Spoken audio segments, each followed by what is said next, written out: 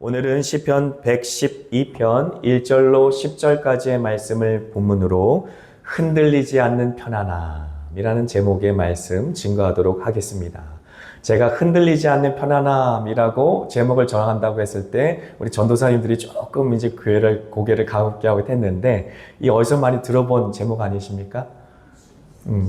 침대 선전할 때 흔들리지 않는 편안함이라는 카피 이제 라이트가 있죠. 그래서 흔들리지 않는 편안함이라는 제목을 가지고 시편 112편 말씀 증거하면서 어떻게 해야 우리의 신앙이 흔들리지 않는 편안함 가운데 온전히 안정된 가운데 편안한 가운데 주님과 함께 동행할 수 있는가? 오늘 그 모든 비결이 다 이제 오픈됩니다. 그래서 그 비결 잘 이제 받아 누리시기를 축복합니다. 아멘. 자, 먼저 차트를 한번 보여주시죠. 작아서 잘 안 보이실 수도 있어요. 작아서 잘 안 보이실 수도 있는데 제가 구두로도 좀 잘 설명을 드리도록 하겠습니다. 시편이 1편부터 시작해서 150편까지 150편을 이제 구성으로 해서 150가지의 시편이 있어요. 그런데 그 150편의 시편이 전부 다 같은 주제로 연결되는 것이 아니라 괜찮습니다. 네. 같은 주제로 연결되는 것이 아니라 1편, 1권부터 5권까지 5부분으로 나눠져 있다라는 사실을 먼저 좀 이해하시면 좋을 것 같아요. 시편 말씀을 우리가 묵상할 때에 1권부터 5권까지 조금 다른 주제로 연결되어 있고 그 주제가요. 잊지 않고 잘 기억할 수 있는 방법이 있는데 모세오경 혹시 아십니까?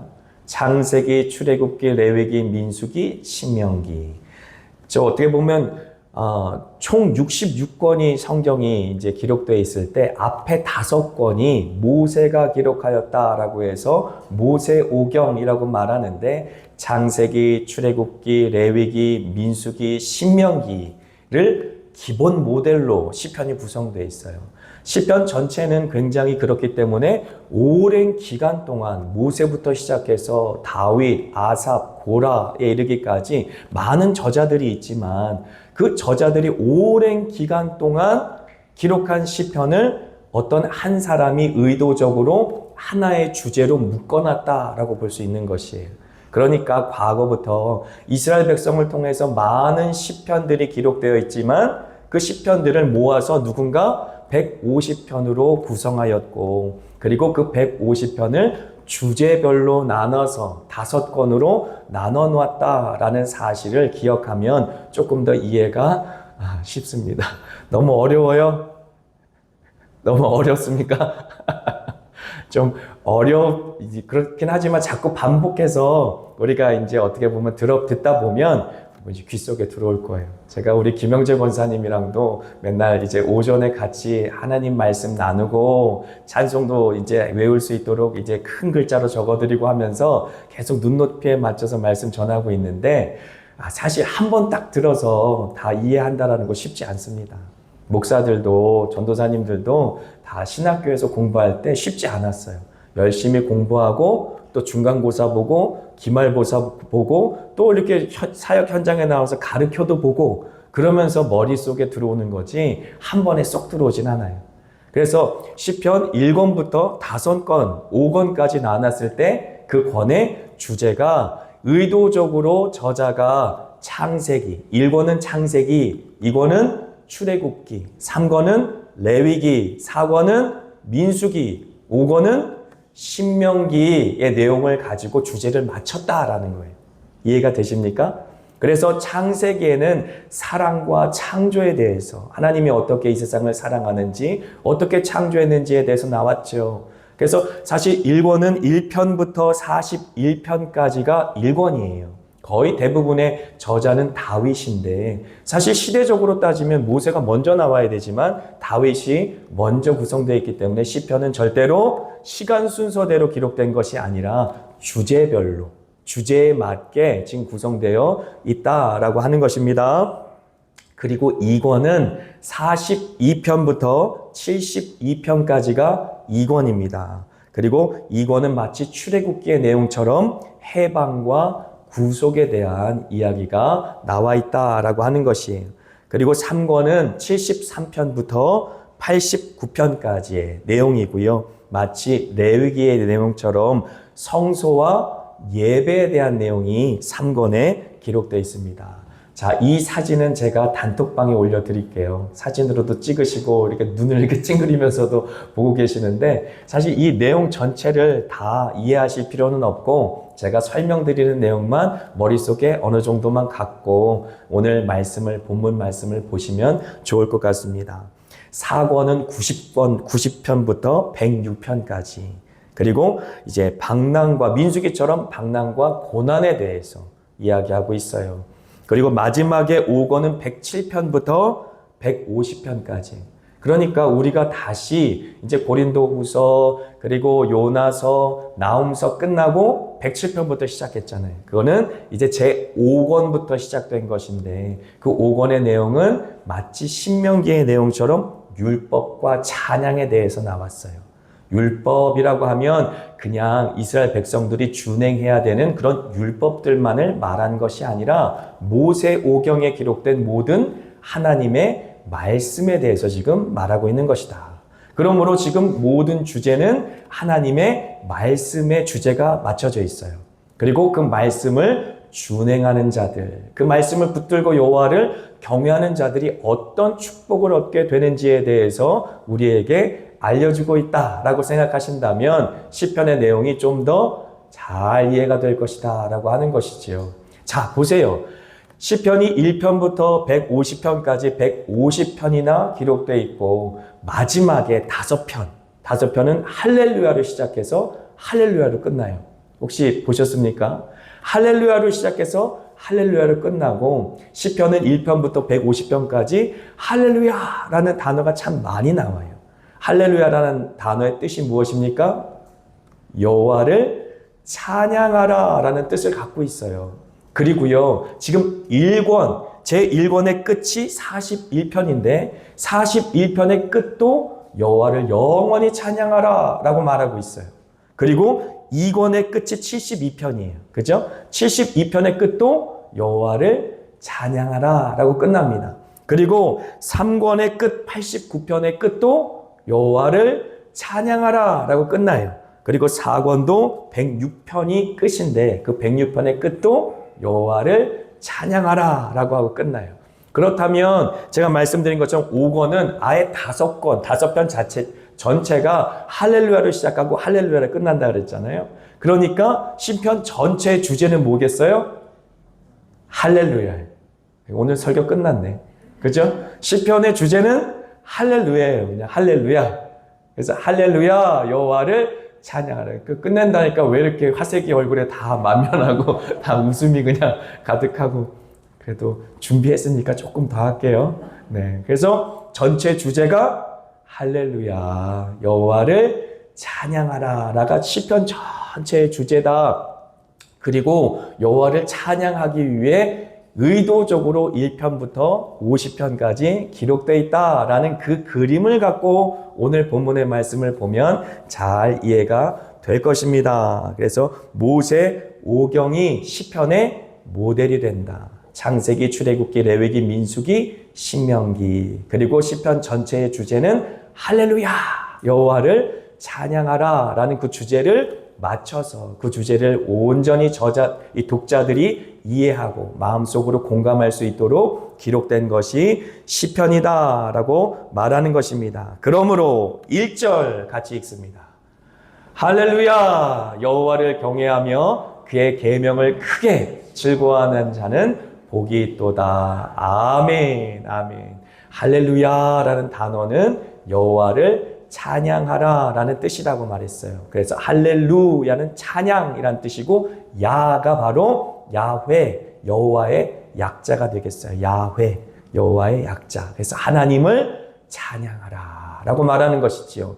하나님을 찬양하라, 여호와를 경외하며 그의 계명을 크게 즐거워하는 자는 복이 있도다 라고 말하고 있는 것입니다. 그래서 할렐루야는 명령이기도 해요. 할렐루야는 여호와를 찬양하라 라는 명령어잖아요. 그러니까 우리가 그냥 할렐루야 할렐루야를 우린 인사라고 생각하기도 하고 찬양 부를 때 할렐루야 할렐루야 부르면서 어떻게 보면 곡조라고도 생각하는데 할렐루야의 원뜻은 명령입니다. 그래서 명령인 것이죠. 내가 하나님을 찬양하는 것처럼 여러분도 하나님을 찬양하십시오 라고 명령하는 것이죠. 뿐만 아니라 명령문인과 동시에 감탄사예요. 하나님께서 내 마음속에 임하셨으니, 그리고 하나님의 은혜가 내 마음과 심령을 가득 채우셨으니 나도 모르게 터져 나오는 것이 할렐루야는 거죠. 그래서 김영재 권사님이 사실 이 간증을 하셔야 되는데, 김영재 권사님 기도하기를 원합니다 라고 8년 동안 열심히 기도하신 그 기도의 제목을 하나님께서 응답하셔서 어느 순간 방언이 터져 나오게 하셨어요. 그래서 영으로 기도하고 마음으로 기도할 수 있도록 그렇게 은혜를 주셨는데, 그렇게 자신도 모르게 막 방언으로 기도하시다가 어느 순간 기억이 안 나신대요. 근데 할렐루야 할렐루야 할렐루야 할렐루야 계속 할렐루야 외치시는 거, 할렐루야 할렐루야. 저희들도 놀랐어요. 옆에서 같이 기도하면서 그냥 자신도 모르게 자신의 영혼이 하나님의 성령의 감동을 통해 충만해지셔서 할렐루야 할렐루야 외치고 계시더라고요. 할렐루야 아멘. 그런 놀라운 역사가 있습니다. 제가 이전에 그런 얘기 했었잖아요. 아멘도 아무나 못한다. 아멘도 성령의 감동이 있어야만 하고 주님을 향한 믿음이 마음속에 차올라야 아멘할 수 있다라고 제 처외할아버지 전도할 때 간증하면서 말씀드리지 않았습니까? 그래서 입술이 열리며 지진이 일어나는 것처럼 작은 소리로 아멘, 아멘 하다가 큰 소리로 아멘, 아멘 외치시면서 마치 사망에서 천국으로 옮겨짐처럼 하나님께서 그 영혼 살려내시는 그러한 체험을 하게 하셨다라고 하셨는데, 할렐루야도 아무나 하는 것이 아니에요. 그래서 혹시 옛날 찬양 기억하십니까? 할렐루야라 계속 할렐루야만 하는 찬양이 있는데, 할렐루야 할렐루야 할렐루야 할렐루야 할렐루야 할렐루야 할렐루야 할렐루야 아멘. 찬양이 안 나오시고 기도가 안 나오실 때는 이렇게 할렐루야만 외쳐도 우리의 영혼이 하나님의 감화와 감동으로 가득 차고 주님이 주시는 하늘 기쁨으로 가득 차는 줄 믿습니다. 아멘. 그래서 그 할렐루야는 명령문인과 동시에 감탄사다. 하나님께서 우리 마음과 심령 가운데 가득 채우시는 그런 감격이 있기에 할렐루야라고 외칠 수가 있다라고 하는 것이지요. 그런데 1절 말씀 가운데 모든 복의 비밀이 다 있는 것이죠. 그렇게 주님이 주시는 감격 속에 마음 속에 환호하며 할렐루야라고 외치면서 시인이 뭐라고 고백하냐면 여호와를 경외하며 그의 계명을 크게 즐거워하는 자는 복이 있도다라고 말하는 것이지요. 여호와를 경외할 수 있는 유일한 길이 무엇입니까?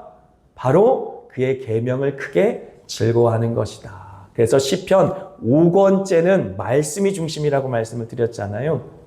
특히 119편은 엄청 길어요. 119편은 엄청 길어요. 그래서 119편에서도 저는 165절을 굉장히 좋아하고 그 말씀을 암송하려고 노력 많이 했거든요. 119편 165절 시편 그 혹시 펴셨으면 한번 보세요. 뭐라고 기록되어 있는지. 주의 법을 사랑하는 자에게는 큰 평안이 있으니 그들에게 장애물이 없으리다 라고 고백하거든요. 이 말씀 암송하여 여러분의 것으로 가지세요. 아멘. 그래서 어렵고 힘들 때마다 이 말씀을 꼭꼭 씹으셔서 마음속에 믿음으로 삼으세요. 말씀 붙들고 사셔야 됩니다. 이제 노후 대비하셔야 될 텐데, 노후 대비하셔야 되는데 남편, 아내 그리고 자식들도 노후 대비가 안 돼요. 오직 말씀만이 노후 대비되는 줄 믿습니다. 남편, 아내 붙잡고 또 자식 붙들지 마시고 노후 대비는 말씀 붙들어야 노후 대비가 돼요. 할렐루야. 다 안 믿는 눈치신데 말씀을 붙드시는 것만큼 확실한 노후 대비가 없습니다. 자식 붙들어봐야 아무 소용없고 옆에 있는 사람들 붙들어봐야 아무 소용없어요. 우리가 붙들어야 될 것은 오직 주님의 말씀인 줄 믿습니다. 그 말씀 꼭 붙드셔야 승리합니다. 우리 같이 한번 힘있게 읽어봅시다. 주의 법을 사랑하는 자에게는 큰 평안이 있으니 그들에게 장애물이 없으리이다. 아멘. 마음의 근심이 찾아올 때마다 이 말씀 선포하세요. 제가 기도원에 올라가서 기도했던 장소가 무덤 꼭대기라고 그랬잖아요. 무덤 꼭대기에서 이 말씀 붙들고 막 암송하면서 주님 믿습니다 이러면서 막 기도하고 있는데 옆에 이 엄마하고 딸하고 성묘를 오셨더라고요. 그래서 미안해갖고 이제 조용한 소리로 이제 말씀 암송하고 그러고 있는데 그분도 제가 여기서 기도하고 있으니까 미안해내지 조용히 찬송하고 조용히 기도하고 가시더라고요. 그래서 너무 미안해서 제가 암송 구절 이렇게 조그만 메모하는 암송 카드에서 찢어갖고 이 말씀을 드렸어요. 시편 119편 165절 말씀을 드렸더니 딱 보시더니 아이고 너무 좋은 말씀이네요. 할렐루야. 그리고 믿음으로 받아서 가셨어요. 근데 그분뿐만 아니라 여기 계신 제가 사랑하는 우리 한마음교회 모든 성도님들도 아멘으로 받으셨으면 좋겠습니다. 주의 법을 사랑하는 자에게는 근심이 없어요. 평안만 있습니다. 할렐루야. 큰 평안이 있습니다. 왜 그렇습니까? 주의 법을 사랑하는 자에게는 장애물이 없어요. 이 땅에 살아가면서 장애물이 없습니다. 이건 이면필 목사가 여러분들 마음 위로하려고 주는 말도 아니고 기쁘라고 주는 말도 아니고 성경에 하나님께서 주신 말씀이요 하나님의 약속이에요. 주의 법을 사랑하시고 노후에 주의 말씀 꼭 붙드시면 보장이 되는 줄 믿습니다. 인생에 장애물이 없어요. 큰 평안만 임할 줄 믿습니다. 아멘. 그렇습니다. 말씀에 기초하는 신앙이 아니면 요동할 수밖에 없어요. 과거에 우리가 일어난 것 같은데 다시 넘어지고 일어난 것 같은데 또 넘어지고 자꾸 미끄러지고 자빠져서 하나님 앞에 언제까지입니까? 언제까지입니까? 라고 얘기했던 그런 선례가 있다면 이 말씀이 해답이에요. 말씀을 읽어야 그리고 말씀을 온전히 우리가 씹어서 묵상해서 내 것으로 먹어야 그 말씀이 믿음이 되는 것입니다. 말씀이 없는 신앙은 우리가 마태복음 7장 26절과 27절의 말씀 그대로밖에는 살 수가 없어요. 나의 이 말을 듣고 행하지 아니하는 자는 그 집을 모래 위에 지은 어리석은 사람 같으리니 비가 내리고 창수가 나고 바람이 불어 그 집에 부딪힘에 무너지고 그 무너짐이 심하니라 라고 말하는 것이죠. 바람만 불면 허물어지는 것입니다. 풍랑만 치면 이제 모든 것이 다 허물어지는 것입니다. 우리나라만 해도 장마 시즌이 있고 그리고 태풍이 불어오는 시즌이 있잖아요. 1년에 꼭 한두 번씩은 큰 태풍이 와요. 우리의 인생도 똑같습니다. 그렇게 풍랑이 몰아칠 때 하나님 앞에 조금 쓴 것 같은데 또 무너지고 쓴 것 같은데 또 무너지는 이유는 다른 것이 아닙니다. 말씀이 우리 마음속에 없기 때문이에요. 붙들고 일어설 수 있는 우리의 힘이 되는 말씀이 없기 때문에 우리의 영혼에 평안을 줄 수 있는 말씀이 없기 때문에 우리의 인생의 장애물만 그득하지 그 장애물을 치워줄 수 있는 믿음의 근간이 될 수 있는 말씀이 없기 때문에 넘어지는 것입니다. 제가 아프리카 땅에서 무슬림들을 섬겼다 그랬잖아요. 무슬림들을 섬겨보면 너무나 웃기지도 않는 일이 있어요. 무슨 일이냐면 무슬림들을 전도해야 되는데 무슬림들을 전도하려면 성경의 말씀을 전하고 꼬란에 있는 말이 왜 틀린지에 대해서 논쟁을 하고 그리고 오직 성경에 있는 말씀만이 진리다라고 얘기해야 되는데 문제는 뭐냐? 그들이 꼬란을 알지를 못해요. 그래서 전도를 하려면 오히려 꼬란의 말씀을 가르치고 성경의 말씀을 가르쳐야 되는 웃지 못할 일이 있는 것이에요.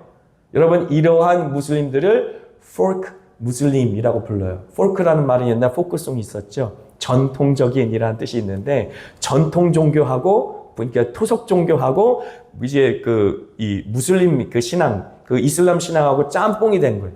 그래서 꾸란 말씀은 전혀 모르는데 이제 본인들의 옛날 토속 종교와 접목이 돼서 이상한 무슬림이 된 사람들을 포크 무슬림이라고 불러요. 그런데 무슬림들만 그런 사람들이 있는 게 아니다.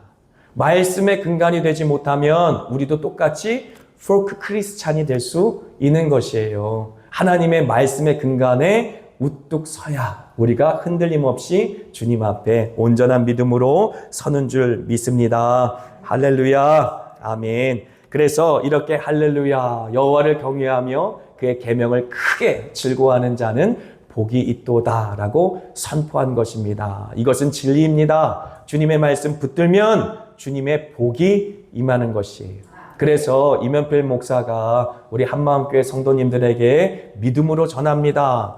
복을 목적으로 이제 하는 신앙은 잘못된 신앙이에요. 그걸 우리는 기복신앙이라고 말해요. 하지만 우리가 예수를 믿게 되면 복은 따라온다라는 것 역시 성경적인 진리입니다.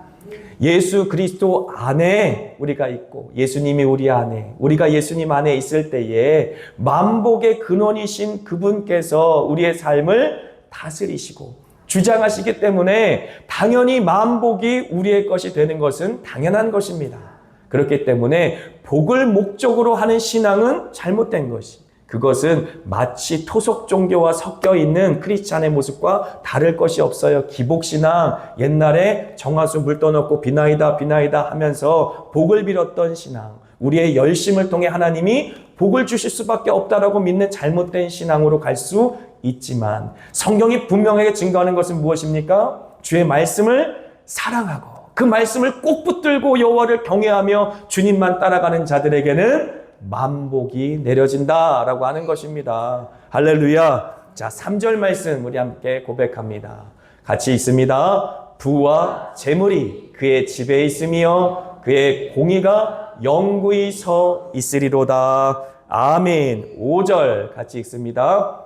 은혜를 베풀며 꾸어주는 자는 잘 되나니 그 일을 정의로 행하리로다. 아멘. 6절 같이 읽습니다. 그는 영원히 흔들리지 아니하며 의인은 영원히 기억되리로다. 할렐루야. 자, 이 복을 여러분 꼭 받으시기를 바라요.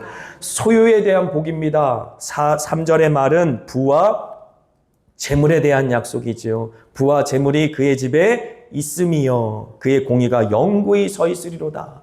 말씀을 사모하고 그 말씀을 붙들고 여호와를 경외하는 자에게는 부와 재물이 따를 수밖에 없다. 그의 소유가 넉넉하게 된다. 외적인 부분, 그의 모든 필요가 공급되어진다라는 것은 모든 믿음의 사람들의 체험이요, 경험이요, 그리고 신앙의 고백입니다.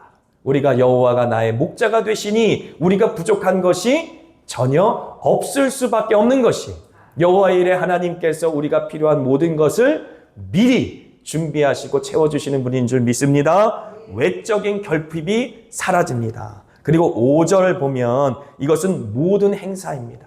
그래서 은혜를 베풀며 꾸어주는 자는 잘 되나니 할렐루야.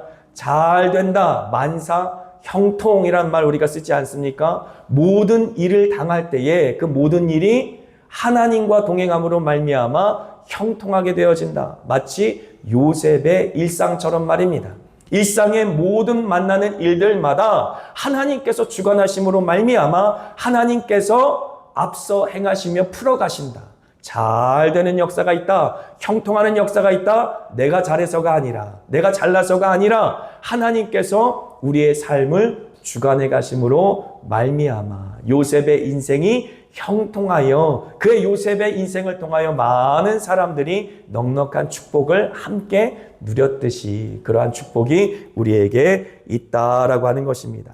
그리고 세 번째는 마음이에요. 마음. 6절 그는 영원히 흔들리지 아니하며 제가 흔들리지 않는 평안함에 대해서 우리가 나눌 것이다 말했지 않습니까? 그 영원히 흔들리지 아니하며 의인은 영원히 기억되리로다는 말씀은 마음에 관한 것입니다. 우리가 이 땅 가운데 살아가면서 우리 마음이 요동칠 일이 얼마나 많습니까? 뉴스만 봐도 처처의 기근, 지진, 전쟁의 난리의 소문이 그치지 않습니다. 그러니 이 땅을 살아가면서 우리 마음이 요동할 일이 얼마나 많아요. 개인적으로, 가정적으로, 그리고 나라적으로, 전 세계적으로. 또 자식이 많으면 바람잘 날 없다고 하는데 자녀들 통해서도 얼마나 많은 근심거리, 염려거리, 걱정거리들이 있습니까? 하지만 말씀을 붙들면 전혀 문제가 없다라고 하는 것이지요. 마치 우리가 믿음으로 붙든 시편 119편 165절의 말씀처럼 여호와의 법을 사랑하는 자에게는 큰 평안만 있는 것이 그 인생에 장애물이 없는 것입니다. 그것이 바로 여호와 하나님께서 우리에게 주신 약속임과 동시에 우리 후손들에게까지 주신 약속인 줄 믿습니다. 이 놀라운 약속이 2절에 기록되어 있어요. 같이 한번 읽습니다.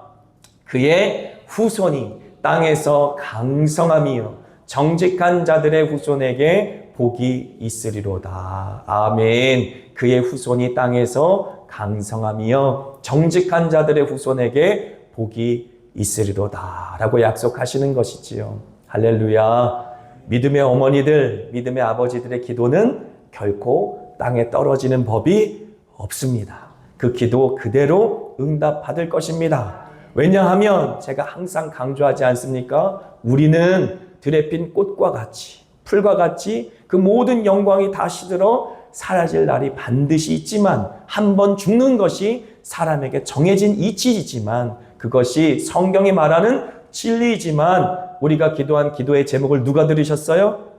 영원하신 하나님이 들으셨기에 심지어 우리가 오늘 바로 이 시간 주님께서 우리를 불러간다 할지라도 우리가 한스럽지 않은 것은 우리가 하나님 앞에 드린 우리의 모든 자녀의 기도 제목을 이미 주님께서 들으셨다. 영원토록 잊지 않으신다. 반드시 응답하신다. 할렐루야. 아멘. 제가 캐나다에서 만난 목사님 부부가 있어요. 가까이 잘 지냈었어요. 똑같은 어려움을 겪어서 이제 아기가 유산되는 어려움이 그 가정에도 있었고 저희에게도 있어서 똑같은 어려움이 있어서 더 깊이 교제하면서 친교하던 그러한 가정인데 저는 그런 어머니를 만나지 못했어서 그런 간증이 참 색달랐는데 어렸을 때부터 서원을 했대요. 자기를. 그래서 자기는 도망치고 싶었다는 거예요. 너무 도망치고 싶어갖고 다른 이유가 아니었대요. 그냥 아파트에서 반바지 입고 그러니까 여름날 반바지에 슬리퍼 질질 끌고 아파트 앞에 있는 생맥주집에 가서 맥주 한 잔 그리고 또 치킨하고 같이 해서 시원하게 한 잔 마시고 그렇게 살고 싶은데 내 목사가 되면 그걸 못할 것 같아가지고 끝까지 도망치다가 결국은 이제 주님께로 돌아와서 목사님이 되신 분인데 하나님께서 귀히 보시는 믿음의 어머니의 아버지들의 기도를 항상 들어 응답하시는 줄 믿습니다. 반드시 그 코를 확 꿰가지고 주님께서 주님 앞에 세우시고 반드시 주님의 뜻대로 이끌어 가실 날이 있습니다. 할렐루야. 자, 조금 더 남았는데 계속 할까요? 여기서 끝낼까요? 계속 할까요? 조금 남았는데 한 10분? 10분? 자, 그렇다면 그 이유가 뭔지도 좀 나누면 좋을 것 같아서 하나님께서 말씀을 붙들고 살아가는 사람들이 복을 받는 이유, 그 이유는 알아야 될 거 아니에요. 그죠? 그 이유가 무엇인가? 첫 번째, 시편 1편 1절로 3절 같이 고백합니다.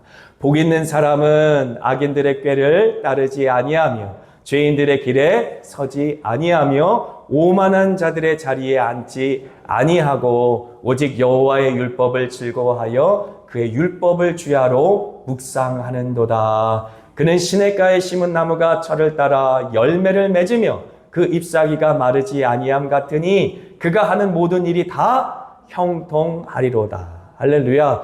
그럴 수밖에 없다는 거예요. 하나님 말씀을 딱 붙들고 살면 시냇가에 심은 나무처럼 그렇게 아름다운 결실을 맺을 수밖에 없고 그의 모든 행사가 형통할 수밖에 없는 것이죠. 왜냐? 멸망의 길에서 벗어난 삶을 살 수 있게 되기 때문입니다. 자, 시편 119편 105절 같이 고백합니다. 주의 말씀은 내 발의 등이요 내 길의 빛이니이다. 할렐루야. 아멘. 시편 119편 계속 나오네요. 119편 길지만 하나님의 말씀의 은혜를 잘 기억하고 있어요. 주의 말씀이 내 발의 등이요 내 길의 빛이기 때문에 어둠 가운데 다녀도 결코 길을 잃지 않습니다. 하지만 시편 107편 10절로 11절은 뭐라고 말합니까? 사람이 흑암과 사망의 그늘에 앉으며 곤고와 쇠사슬에 매임은 하나님의 말씀을 거역하며 지존자의 뜻을 멸시함이라. 말씀을 떠나면 길을 잃습니다. 사망의 음침한 골짜기에서 신음할 수밖에 없는 것이지요. 영적인 원리인 것이죠. 영적인 비밀인 것이에요. 말씀을 붙들고 살면 하나님께서 늘 그 말씀을 통해서 지켜주시고 공급해 주시고 그리고 함께 해주시기 때문에 형통할 수밖에 없는 것이고, 말씀을 떠나면 빛이 사라져서 어둠 속에 길을 잃어버릴 수밖에 없기 때문에 사망의 음침한 골짜기에서 신음할 수밖에 없는 것입니다. 할렐루야.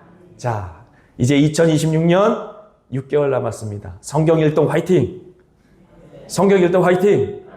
여기 앉으신 모든 분들 다 5만 원씩 받으시길 축복합니다. 5만 원, 10만 원, 이독도 하셔도 괜찮아요. 네, 우리 교회 재정이 아주 풍성할 예정입니다. 그죠? 우리 재정부장님 이제 기도 열심히 하고 계시니까 우리 연말에는 여러분들 다 막 10만 원씩, 20만 원씩 줘도 차고 넘칠 예정입니다. 아멘. 그리고 두 번째 이유, 그 이유는 6절 그리고 8절 같이 읽습니다.